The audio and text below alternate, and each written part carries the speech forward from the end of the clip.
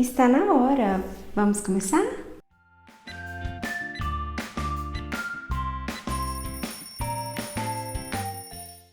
Bem-vindos aqui no Hora de Nutrir. Eu sou Gislaine Andrade, sou nutricionista e o nosso assunto do dia é ganho de peso. Quais são os hormônios envolvidos nesse processo de adiposidade?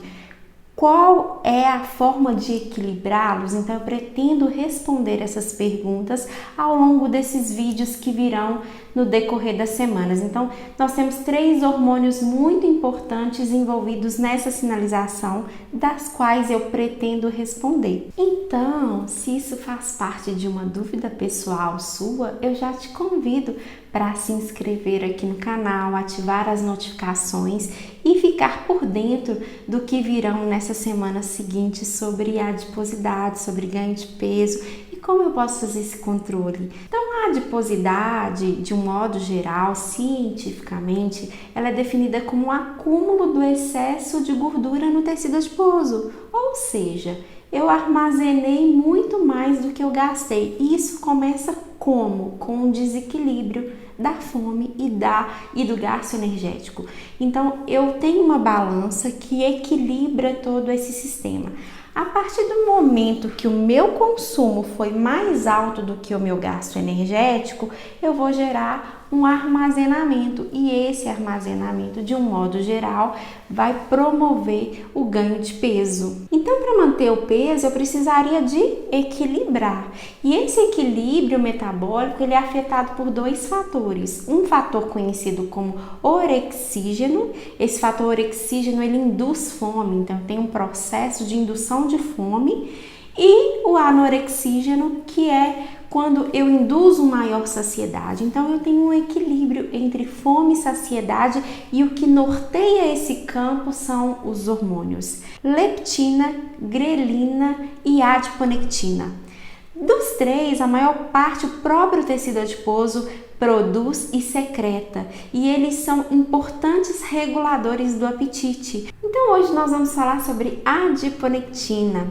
A adiponectina é um hormônio secretado pelo tecido adiposo e ao atingir a corrente sanguínea, ela cai e ela é responsável por modular vários processos no nosso metabolismo. Dentre esses processos, ela traz um equilíbrio, uma regulação no metabolismo da glicose, então ela controla a glicemia e principalmente o catabolismo de ácidos graxos, que significa quebra de gordura. Então a adiponectina ela promove um controle glicêmico e uma maior quebra dessa gordura para gerar beta-oxidação, para gerar energia metabólica. E ela é inversamente proporcional ao nosso percentual de gordura. Isso significa que, à medida que a sua quantidade diminui, o tecido adiposo aumenta. Ou seja, níveis baixos de adiponectina no sangue me promovem maior ganho de peso. E se tratando dos níveis de adiponectina no sangue, as mulheres geralmente possuem níveis mais elevados se comparado aos homens. Então, isso varia de sexo também. E ao fazerem um estudo mais profundo sobre esses níveis de adiponectina, eles observaram que os diabéticos têm níveis reduzidos se comparado às pessoas que não têm diabetes. Então, isso exatamente confirma essa importância da adiponectina sobre os níveis da glicemia, essa influência que ela exerce sobre o controle da glicemia. Esse hormônio, então, ele impede alterações metabólicas no nosso organismo que poderiam, por exemplo, nos predispor a maior causa de diabetes mellitus tipo 2, obesidade, aterosclerose, doença hepática gordurosa não alcoólica, que a gente chama de esteatose hepática, gordura no fígado de um modo geral. Baixos níveis de adiponectina também poderiam me propiciar um aparecimento maior de síndrome metabólica. Concentrações diminuídas de adiponectina plasmática também se mostraram associadas com o aumento de risco de doença cardiovascular e de câncer de mama. E com relação a essa doença cardiovascular, a adiponectina tem se mostrado eficaz para inibir a adesão de monócitos no endotélio vascular, inclusive inibindo a expressão de TNF-alfa induzida por moléculas de adesão. Então, eu diminuo um processo de inflamação, diminuo uma adesão de agregação plaquetária, por exemplo, com a presença da adiponectina, que acaba sendo um fator de proteção. Estudos em animais verificaram que a expressão excessiva de adiponectina pode prevenir o acúmulo de gordura no fígado, de lipídio hepático. Ela também é responsável por aumentar a beta-oxidação, que eu disse lá no começo do vídeo, responsável por queimar gordura, por gerar energia e dessa forma diminuindo a lipogênese, que é essa formação de novas moléculas de gorduras. Então, a adiponectina, ela exerce um controle, uma relação sobre reduzir a criação de uma nova molécula de gordura e estimular a quebra daquela molécula que eu já tenho no corpo para formar, para gerar mais energia. Um outro estudo também com animais mostrou que a adiponectina, ela é responsável por fazer angiogênese e por formar óxido nítrico. O que significa isso? Angiogênese é formar novos vasos. Então, eu crio uma estratégia de capilares novos chegando até a extremidade do meu corpo.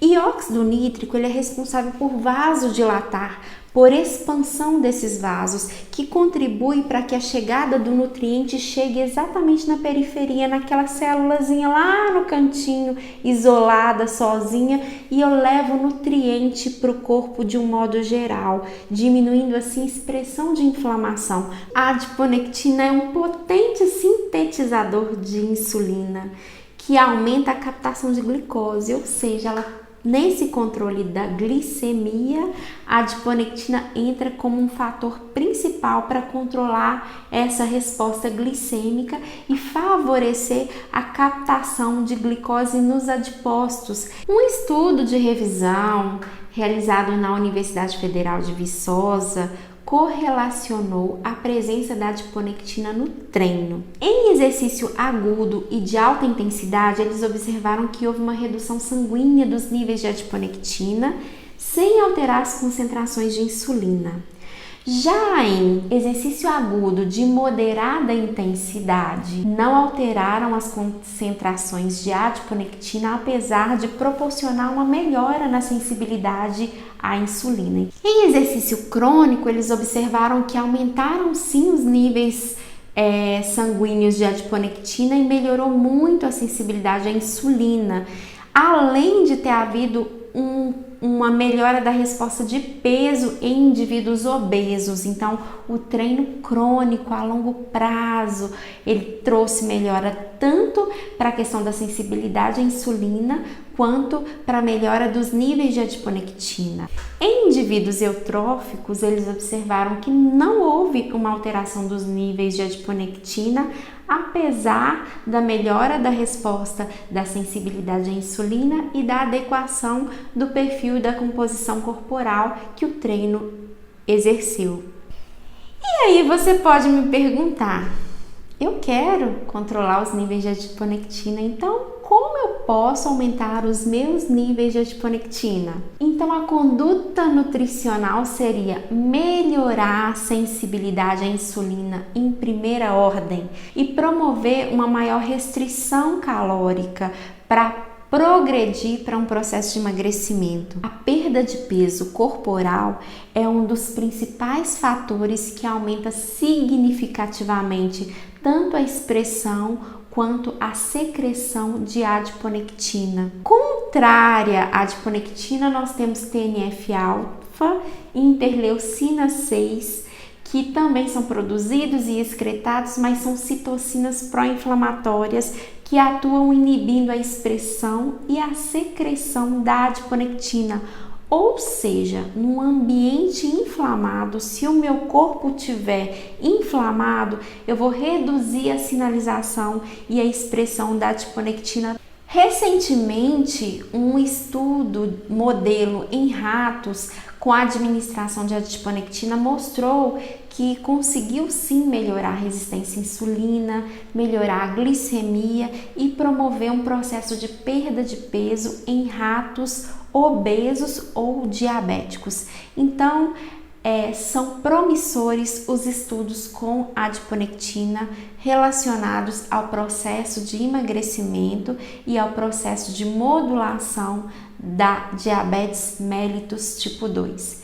Então, fica aqui um pouquinho sobre a adiponectina, esse hormônio tão importante no contexto emagrecimento. Te espero no próximo vídeo.